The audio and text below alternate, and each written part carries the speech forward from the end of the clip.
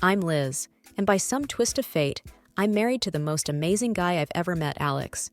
We're both 28, got our own place, pay our bills, and live a life that's ours. It's been a year since we said I do, and honestly, life's been good, except for one little thing: Alex's parents. Now, don't get me wrong, I never expected to be the daughter-in-law in shining armor, but I also didn't expect to be the family's unwanted guest. The day I met my in-laws, it felt like walking into a lion's den with a stake tied to my neck. My mother-in-law, Jane, had this way of looking at me, like she was trying to figure out if I was more of a nuisance or just plain boring.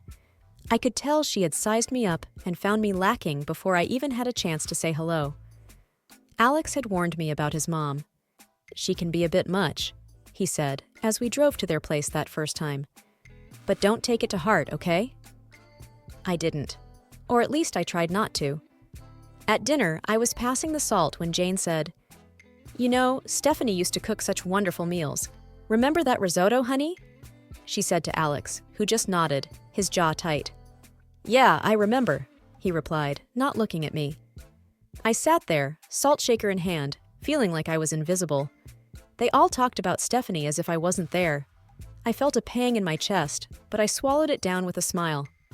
"Sounds like she was a great cook," I said, trying to seem unaffected. Jane's eyes met mine, and she smiled, but it didn't quite reach her eyes. "Oh, she was. She was a lot of things." That night, I told Alex how I felt. "It's like she's measuring me against some ghost."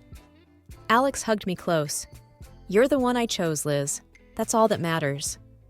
I wanted to believe him, but as I'd learned, Jane had a long game in mind, and I was the pawn she was eager to sacrifice. I just didn't know it yet.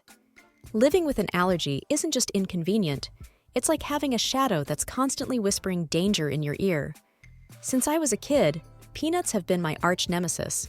It started with a spoonful of peanut paste and a trip to the emergency room that left my parents with a crystal clear message. Keep her away from peanuts and a whole host of other foods if you want her to grow up. It's not just peanuts, though.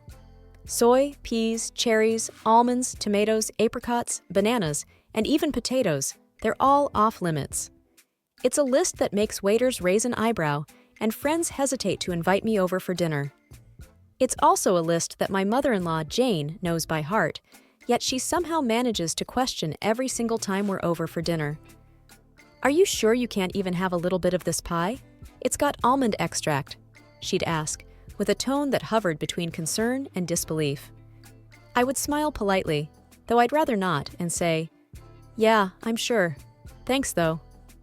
It was the same dance every time. I remember once, at a family gathering, I was navigating the buffet, a mental checklist running through my head. Alex was by my side, plate in hand, trying to help me find something safe to eat. That's when Jane swooped in, her voice sickly sweet. "Liz, you must try this casserole. I made sure it was Liz-friendly," she announced, but the glint in her eye didn't match her nurturing words. Alex paused, his fork midair. "Mom, you used cream of mushroom soup in this, right?" he asked, knowing full well that many brands included soy, a big no-no for me. Jane's smile faltered for a second. "Oh, I think so. It should be fine." But it wasn't fine, and we both knew it. We made our excuses, me leaving the casserole untouched. But the incident stuck with me. It was a small victory in what felt like an ongoing battle, a battle where Jane held all the cards because she controlled the kitchen. I've learned to navigate this world with careful steps. Eating out is a strategic operation. Alex and I were at our favorite Italian place, a rare find that understood the gravity of food allergies. I'd recited my usual spiel to the waiter, who nodded understandingly. Alex watched me with those soft eyes of his, the ones that said he'd do anything to make my life easier. "You okay?" he asked, after the waiter left. "Yeah, I'm fine. I just hate making a fuss," I replied, folding my napkin on my lap. "You're not making a fuss. You're making sure you don't, die," he said, half joking, half serious. I laughed, a short, grateful sound. "Well, when you put it that way." After dinner, as we walked under the clear night sky, I felt light, happy. That's when my phone buzzed with a text from Jane. Her words were like a cloud over the moon, darkening the moment. Be careful, Liz. Not everyone takes your condition seriously. Wouldn't want anything to happen to you. I read the text to Alex, who wrapped an arm around me, pulling me close.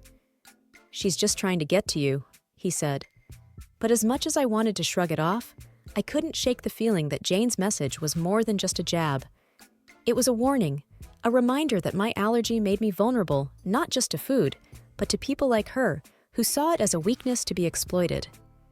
The rest of the walk home, I couldn't help but think about all the close calls, all the accidental exposures, and how easily something could go wrong. It wasn't just the peanuts, or the soy, or the peas. It was the realization that my allergy was more than a personal battle. It was a chink in my armor that someone like Jane could see as an opportunity. And that thought was scarier than any allergic reaction I'd ever had. Dinners at Jane's house were always a production, like a play where everyone knew their parts except me. I was the wild card, the one who could unintentionally cause a scene with a single bite. Alex tried to make it better, but there's only so much you can do when you're playing in someone else's home court. One particular evening, the tension was as thick as the gravy on the table. Jane was bustling around, placing dish after dish on the table. I sat there, my own plate empty, waiting to figure out what I could eat without a trip to the hospital. Alex, darling, pass the green beans to Liz. They're just divine, Jane said, her voice dripping with a sweetness that didn't reach her eyes. I eyed the beans, but something seemed off. What's in them? I asked. Oh, just a touch of almond slivers for crunch, she said, waving a hand dismissively. I put my hand up, stopping Alex's reach. I can't eat those, remember? Almonds are a no-go for me. Jane feigned surprise, a hand to her chest. Oh dear, I must have forgotten. Silly me. Alex's chair scraped back as he stood up. Mom, this is serious. Liz could end up in the hospital. His voice was firm, edged with a frustration that made Jane's eyes narrow just a little. I just wanted to make something nice, she said. It's not my fault Liz has all these allergies. The room fell into an uncomfortable silence. The other relatives glanced around, forks paused midair, not sure where to look. I felt a flush creeping up my neck, embarrassed by the spotlight. Alex's dad, Mark, tried to break the tension. Let's just enjoy the meal, shall we? There's plenty Liz can eat. But the damage was done. The rest of the dinner passed in strained politeness, with Jane asking pointed questions about my allergies, as if she were taking notes for next time. Later, when Alex and I were alone, he apologized. I'm sorry, Liz. I should have double-checked everything before we came. I shook my head, tired of feeling like a problem to be managed. It's not your fault, but I'm starting to think your mom does these things on purpose. He didn't answer, and he didn't need to. We both knew the truth. Jane was serving up a side of malice with every meal, and I was the main course. I could always tell when Jane had been working on Alex. He'd get this distant look in his eyes, like he was seeing me, but also seeing through me, weighing her words against his own judgment. This particular evening, it was like a cloud had settled over him, and I knew it before he even said a word. Mom thinks we should consider... Well, she thinks we might not be thinking about the future enough, Alex muttered, not meeting my eye as he fumbled with the TV remote. The future? I asked, a sinking feeling in my gut. Yeah, kids and your health issues, he continued, the word issues hanging awkwardly in the air between us. I felt a tightness in my chest. She talked to you about my allergies again, didn't she? He sighed, setting the remote down. She's just worried, Liz. She thinks it's a lot for us to handle, especially if we want a family. I bristled. We've talked about this. I've managed so far, haven't I? And there are plenty of people with allergies who have kids. Alex ran a hand through his hair, a sure sign he was stressed. I know. It's just... She has this way of making me doubt things. The room was quiet for a moment, the tension thick. I watched him, this man I loved, wrestling with the seeds of doubt his mother had planted. Alex, do you doubt us? I asked, my voice barely above a whisper. No. He looked up, finally, his eyes clear and firm. No, I don't. I just hate that she keeps bringing it up. I hate that it makes us fight. I reached for his hand, our fingers intertwining. "We're not fighting. We're on the same side, remember?" He nodded, pulling me into a hug. "You and me against the world, right?" "Right," I said, but as I held him, I couldn't shake the feeling that Jane's words were like weeds, threatening to grow wild and choke the life out of the beautiful thing we had. And I knew then that it wasn't just my allergies that needed managing. It was the doubts that could seep into the cracks of even the strongest relationships. The news of my pregnancy came as a surprise, a happy one for Alex and me, a complicated one for everyone else. The day we announced it to his parents, Jane's reaction was like watching a robot trying to mimic human emotions. A pause, then a smile that didn't quite match the situation. "We're going to have a baby, Mom," Alex said, his voice a mix of pride and caution as he gauged his mother's reaction. "That's wonderful," Jane managed to say, the words sounding foreign in her mouth. "We must have a family dinner to celebrate." I was skeptical. Celebrations at Jane's were never just celebrations, but I saw the hopeful look in Alex's eyes and agreed. The night of the dinner, the house was buzzing with relatives. Jane was the perfect hostess, floating from guest to guest with a grace that felt almost genuine. When she reached us, her smile was practiced. "Congratulations, Liz," she said. "This is such a joyous occasion." "Thank you, Jane," I replied, trying to match her formality. "We're excited." Alex wrapped his arm around my waist, a silent thank you for playing along. As dinner approached, I felt the familiar anxiety. A table full of food was a minefield for me, but tonight, I hoped, would be different. The table was a feast, dishes upon dishes laid out, and I felt every eye on me as I hesitated, my hand hovering over the options. "Go on, dear," Jane urged. "Eat up. You're eating for two now." I smiled weakly, choosing the safest options, vegetables and rice, plain and simple. But as I reached for a slice of bread, Jane stopped me. "Actually, maybe not that one," she said quickly. "I'm not sure if the baker used soy flour." I paused, bread in hand, and met her gaze. There was a flicker of something there. Concern, or was it a challenge? "Thank you for letting me know," I said, putting the bread down. But the warning bells were already ringing in my head. How did she know about the soy flour? It seemed too close a call, too perfect a save.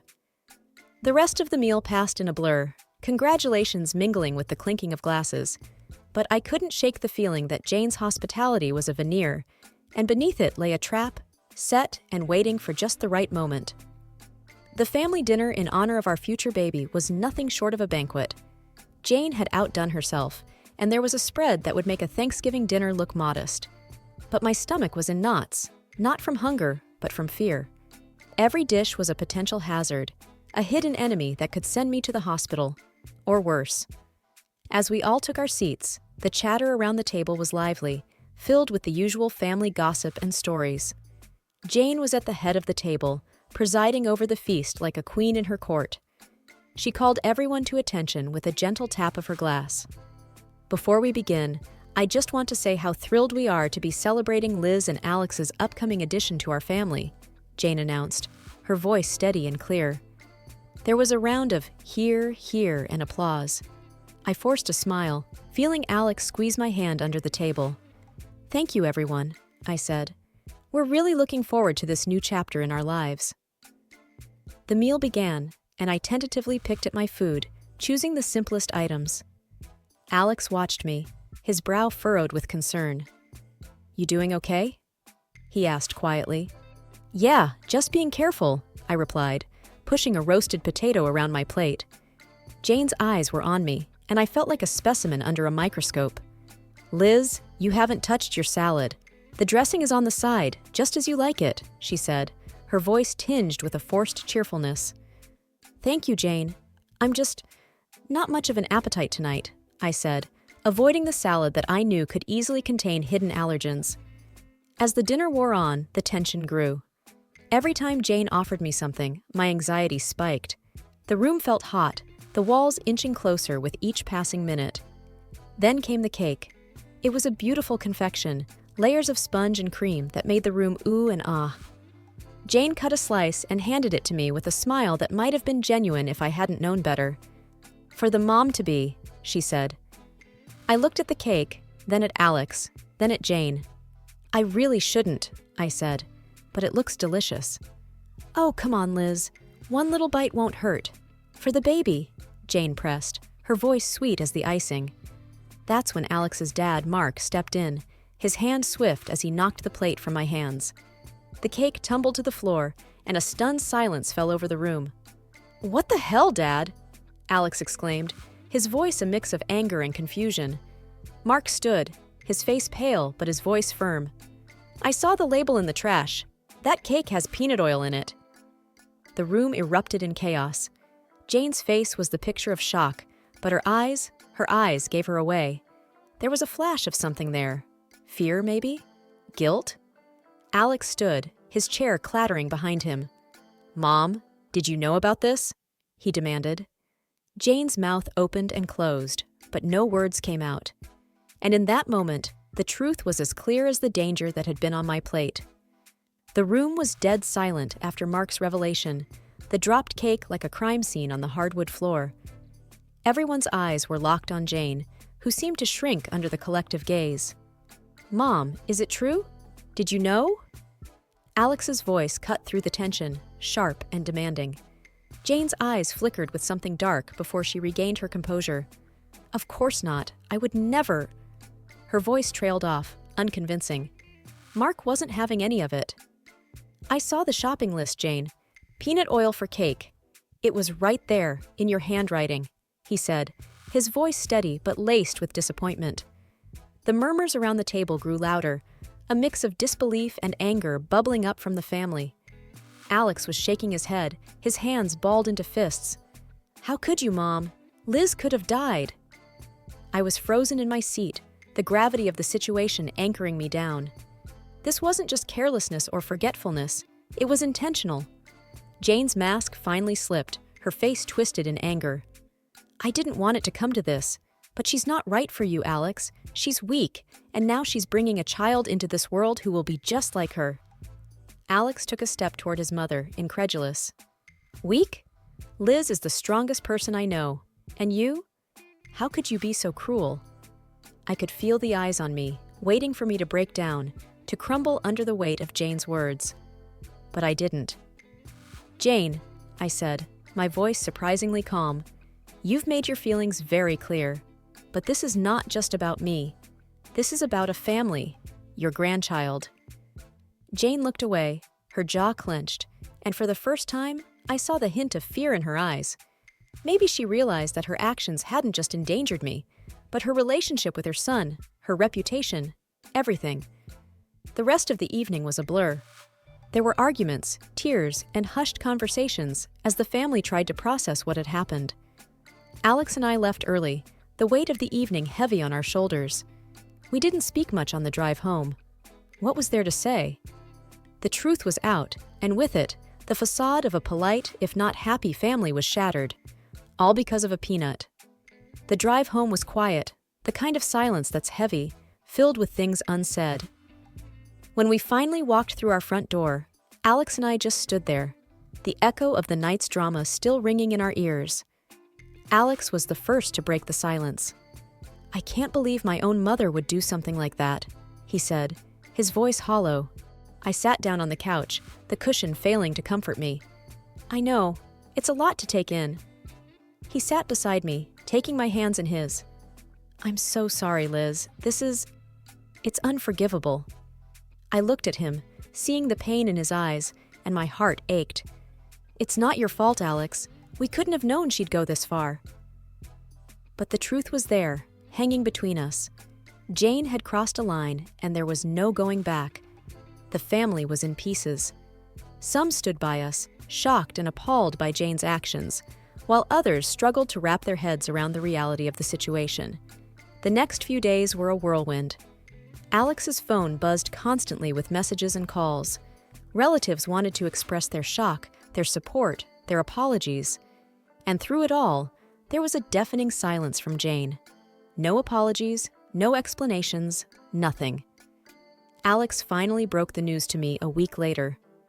Dad's left her. He can't get past what she did. He said it's been a long time coming. I wasn't sure how to feel. Relief, sadness, pity? And Jane? I asked tentatively. He said she's not handling it well. She's alone now, Alex replied, a twinge of something like regret in his tone. We sat in our living room, the walls we'd painted together, the furniture we'd picked out during countless trips to the store. It was our home, filled with our memories, our love. And outside, there was a storm brewing, one that threatened to uproot everything we knew. But in that moment, I realized that no matter what happened, we had each other. We were a team, about to bring a new life into the world, and that was what mattered. I love you, Liz, Alex said, pulling me close. I love you too, I whispered back. The fallout from that night would linger. The scars it left on our family would take time to heal. But as I looked at Alex, at the life we'd built, and the future we were about to embark on, I knew that we'd weather any storm together. And as for Jane, she was a chapter in our lives that we had closed, a story that we wouldn't let define us. From now on, it was just us, our baby, and the road ahead. Whatever it brought, we'd face it together.